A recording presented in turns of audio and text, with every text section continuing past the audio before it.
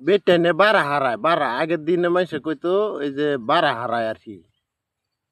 এটা আপনারা বাঙ্গায় না কইলে বুঝতেন না। বাড়া হইলো ডেকি ডেকি দে এই যে আগে চাউল বান্যাইতো ধান দিলে ডেকি দিয়ে হার দিত আর চাউল বান্যাইতো। তো ডেকি খালি শব্দ হরে এই শব্দ হরলে হরে বেটেনে কয় দুজা খালি শব্দ হরে কানো ধরিয়ালছি। আমার আরেক বেড়া আর কি রাস্তা দিয়ে আটতে যাইতাছে। এই বেড়া কইতাছে শব্দ আমি কমায়া দিতে পারবাম আমার টানতে যদি উতার নেন তাহলে শব্দ কমবো। আমি বেটে না কইতে বেড়া বলে উতার দেব। এটা কি বেশি একেবারে ইয়া করতেছে শব্দ করতেছে কানও ধরে আসছি বুঝছেন।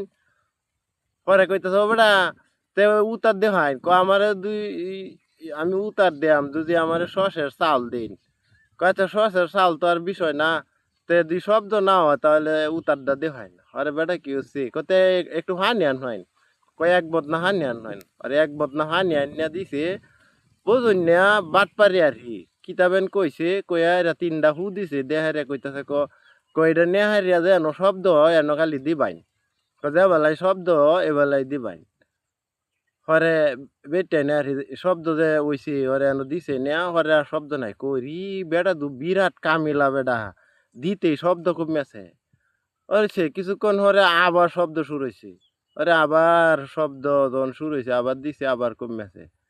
আচ্ছা ভাই ফানি দিলে যেন শব্দ হয় কাঠ আর কাঠের সাথে তুই ঘর্ষণ লাগাতে তো এমনি শব্দ হয়।